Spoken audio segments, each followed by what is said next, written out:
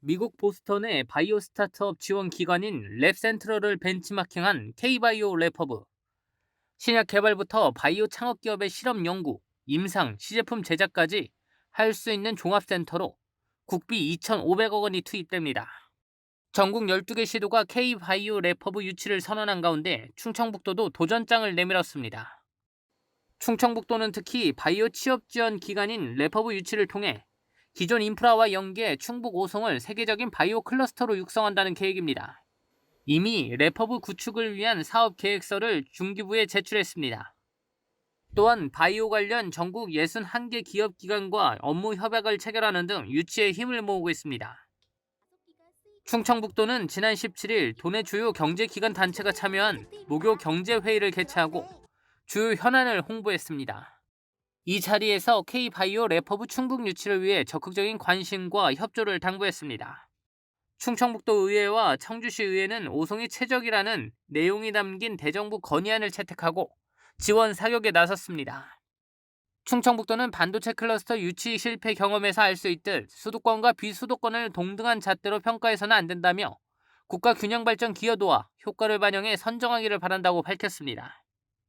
한편 정부는 이달까지 현장 조사를 마무리하고 다음 달 후보지 한 곳을 선정해 2024년까지 현장 조성을 마무리한다는 계획입니다.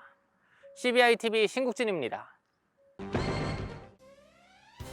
충북도가 도청 대회실에서 청년 문화 확산에 중추적인 역할을 하는 고위공직자 40명을 대상으로 청렴 특강을 진행했습니다.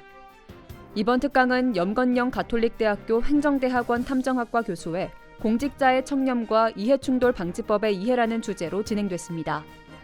특히 최근 제정된 이해충돌 방지법의 제정 배경과 이해충돌의 종류, 사례 등을 중점적으로 교육했습니다. 도는 앞으로도 공직자 청렴 교육을 강화해 공직자들의 부패 방지와 청렴도 향상에 힘쓸 방침입니다. 2023년 5월 완공을 목표로 두고 있는 충북도립대학교 신축 학생생활관이 기공식을 갖고 본격 착공에 들어갑니다. 도립대 신축 학생생활관은 총 사업비 381억 원으로 지하 1층, 지상 11층 규모로 건립될 예정입니다. 도립대는 학생들의 학습과 생활을 고려한 주간 정규 학습 과정을 운영하고 방과 후 활동 등 통합형 교육체계 구축을 통한 기숙형 대학으로 거듭날 계획입니다. 충북도가 오는 2023년까지 322억 원을 들여 제천시의 17.5헥타르 규모의 바이오 첨단농업 복합단지를 조성합니다. 앞서 도는 지난해 11월 농림축산식품부에서 단지 조성 기본계획을 승인받았습니다. 기본계획은 기능성 작물 재배단지, 복합수경 재배단지, 다단형 재배단지 구축과 지원센터 신축 등을 주요 내용으로 담았습니다. 도는 기본계획에 포함된 단지의 모든 구상을 담아내기 위해 오는 10월까지 단지 조성 실시 설계에 들어갈 계획입니다. 알림마당입니다. 충주시가 사회적 고립으로 고독사 위험률이 가장 높은 50대에서 60대 장년층 1인 가구를 대상으로 실태조사에 착수했습니다. 조사 대상은 충주 지역에 홀로 거주하는 50대에서 60대 12,500명으로 경제 상황과 주거, 건강 상태 등 전반적인 위기 실태를 파악합니다. 보은군이 회남면 대청호 일원에 뱀장어 치어 16,000마리를 방류했습니다.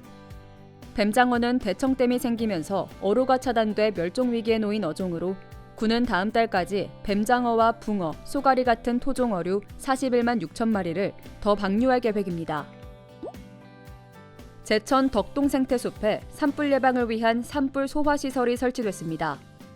이번에 설치된 산불 소화시설은 반경 40에서 50m까지 물을 분사할 수 있는 대형 스프링클러와 60톤 규모의 물탱크를 갖췄습니다. 충북도교육청이 오는 10월까지 도내 50개 초중고등학교와 특수학교 학생을 대상으로 찾아가는 인권교육을 진행합니다. 교육 주제는 청소년 노동과 장애, 다문화 등 인권에 대한 전반적인 사항으로 인권과 관련된 체험 행사와 강의가 진행됩니다.